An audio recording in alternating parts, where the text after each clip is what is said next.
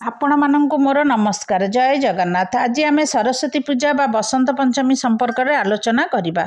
माघ मास शुक्ल पक्ष पंचमी तिथि रे सरस्वती पूजा पालन होता है। यही पवित्र दिन को बसंत पंचमी मध्य कुहा जाए। विद्या ज्ञान और संगीतर अधिष्ठात्री देवी माँ सरस्वती को श्रीपंचमी दिन में आराधना करा जाए। माँ आमको ज्ञानर आलोक दे दुखर अंधकार को दूर करती। पौराणिक ग्रंथ अनुसार माँ सरस्वती देवता मानक ज्ञान और संगीतर देवी भावे प्रकाशित होइथिले। माँकर संगीत मधुर स्वर पृथ्वीर समस्त जीव स्वर और संस्कृति पाई थिले। माँ सरस्वती जेतेबेले बीणा बजाइथिले चढ़ई माने सेतेबेले गुणु गुणु गुणु गुणु होई गीत मध्य गाउथिले। जीव जगतर मुखरे बाणी भरी देइथिले। ए बाणी तांकर अन्य नाम बाणी। छोट शिशु ठारू आरंभ करी ज्ञानर प्राप्ति निमंते माँ सरस्वती को पूजा करिथांती। माघ मासर शुक्ल पक्ष पंचमी तिथि को विद्या आरंभर दिवस बोली समस्ते पूजा करती। माँ सरस्वती को पूजा बहु आडंबर सहित देश विदेश रे पालन करिथांती। बसंत पंचमी सबुठारु शुभमय और मंगलमय होता है। सेही दिन समस्त शुभ कार्य आरंभ करिथांती। केही जातक ज्योतिष किछि देखांतिनि कि किछि पोथी मध्य देखंती नाही। कारण सेही दिन रे जेकोसी काम करिवो सब काम शुभ होता है। बाघर व्रत घर और घर प्रतिष्ठा गृह प्रवेश समस्त कार्य सेही दिन करिथांती। जदि आपण घरे पूजा करती प्रथमे निज घरर ठाकुर पूजा करि सारिबा परे सूर्य को पूजा करि सारिबे।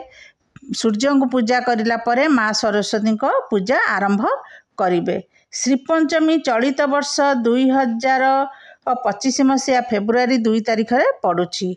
वर्षक 6 ऋतु 6 ऋतु मध्य बसंत ऋतु अन्यतम। बसंत ऋतु रे माँकर जन्म। माँ सरस्वती समस्तଙ୍କ जीवरे थांती।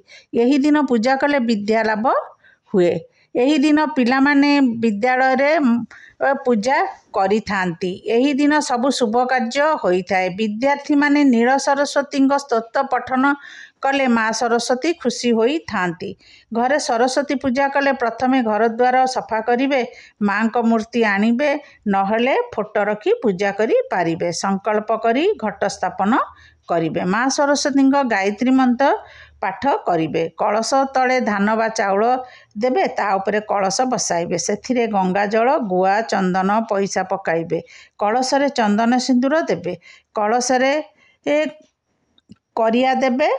फूल दुब बरकोली पत्र देबे। गोटे पीढ़ा रखिबे। ता उपरे धड़ा कपड़ा टीए पकाइबे। माँ को मूर्ति नहले फोटो रखिबे।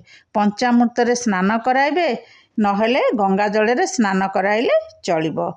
हाथ रे गुआ चाउल फूल धरी ओम सरस्वती देवई नमः कही 3 थर कही संकल्प करिबे। माँकर धड़ा वस्त्र धड़ा फूल बहुत प्रिय। माँ को धड़ा वस्त्र देबे। चंदन सिंदूर लगाइबे। धड़ा फूलर माଳ देबे। धड़ा माली माँ को पिंधाइबे। बही खाता पोथी पेन पेंसिल रे चंदन दे माँ को पाखरे रखिबे। प्रथमे कलश को पूजा करिबे। धूप धूप रे वंदापना आलती करिबे। तापरे माँ को वंदापना करी आलती करिबे। प्रथमे कलश को भोग लगाइबे। तापरे माँ सरस्वती को भोग लगाइबे।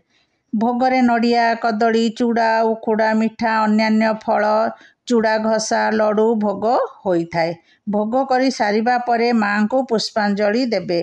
पुष्पांजलि रे अइले माँ सरस्वती निर्मल बन्ने रत्न विभूषित कुंडल कन्ने गलारे गजमती मुकुतार हार दियो माँ सरस्वती विद्या भंडार। एहीपरि 3 थर कही पुष्पांजलि देबे। निज घरे पूजा करिबे नहले ब्राह्मण डकाई पूजा कराइबे।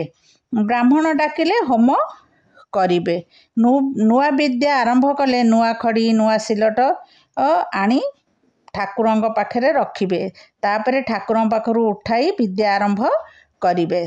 सिलट रे ब्रह्मा विष्णु महेश्वर लेखि ताकु लिभाई मथारे लगाइबे।